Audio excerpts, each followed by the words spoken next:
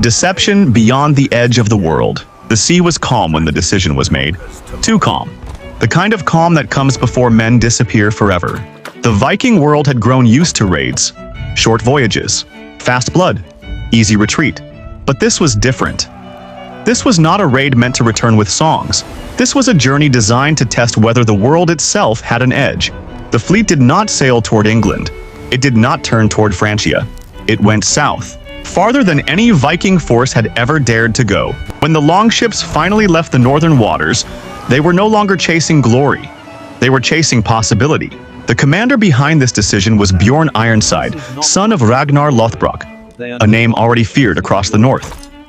But this time, the Vikings were not following a legend.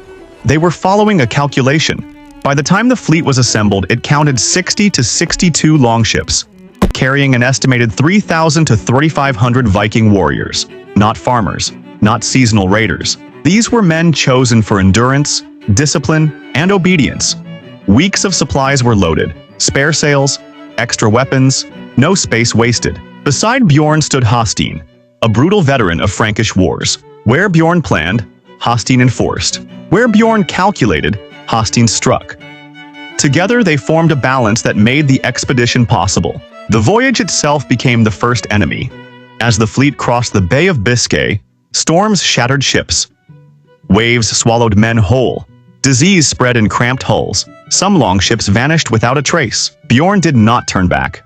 He enforced formation even when it meant losing the weak. Survival was the price of ambition. When the Vikings reached the coasts of northern Iberia, modern Spain and Portugal, they entered a world unlike anything they had known.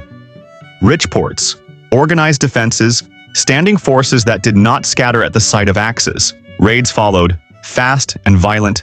Coastal towns burned, supplies were seized, women were taken, gold flowed into Viking hands. But something was different here. The enemy adapted quickly. Reinforcements arrived. Ambushes followed. The Vikings were no longer predators alone. They were being hunted. Bjorn watched, learned, adjusted. Instead of pressing inland, the fleet moved again, slipping past defenses and entering the Mediterranean Sea. This was uncharted territory for the Viking mind. New cities, new gods, new rules of war. They struck Al-Andalus, clashing with Muslim forces trained in discipline and coordination. Losses mounted. Several Viking ships were destroyed. Prisoners were executed publicly as warnings. Bjorn understood the message. Force alone would fail here. So he chose deception. The fleet turned toward Italy, reaching the fortified city of Luna around 860-861 AD.